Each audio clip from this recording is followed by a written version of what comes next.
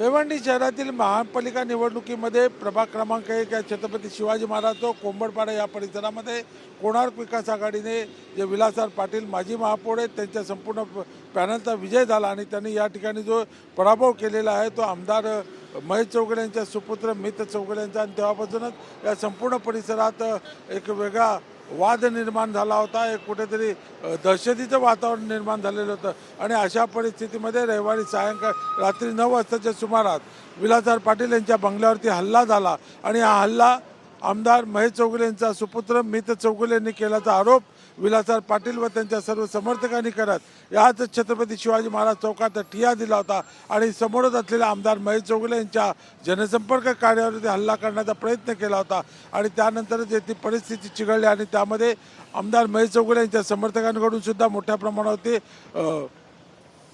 ज्या बॉटल्स आणि दगड यांचा मारा या ठिकाणी करण्यात आला होता। त्यानंतर या ठिकाणी पोलिसांनी काही प्रमाणात लाठीमार करून येथील परिस्थिती शांत करण्याचा प्रयत्न केला आणि त्यानंतर मोठा असा पोलीस फौजफाटा या संपूर्ण छत्रपती शिवाजी महाराज चौकामध्ये तैनात करण्यात आलेला आहे। एकूणच सुरुवातीपासून जर आपण पाहिलं तर या ठिकाणी पोलीस प्रशासनाच्या भूमिकेबद्दल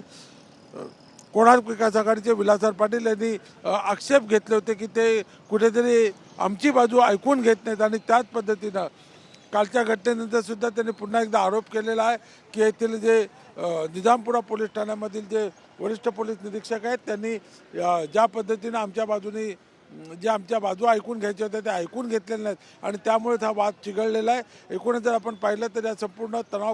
तणावानंतर रात्री उशिरापर्यंत या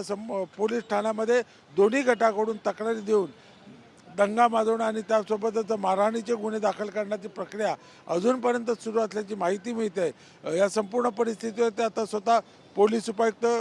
जे शशिकांत बोराडे ते लक्ष ठेवून आहेत, परंतु आत्ताच्या घडीला संपूर्ण परिसरामध्ये मोठ्या प्रमाणात पोलीस फौजफाटा तैनात करण्यात आलेला असून या परिसरामध्ये जी या संपूर्ण परिसरातली छत्रपती शिवाजी महाराज चौकातली जी दुकानं आहेत ते अजून उघडलेली नाहीत, त्यामुळे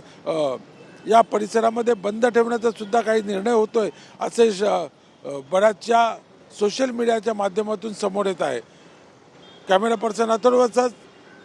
संजय भोईर, TV9 मराठी।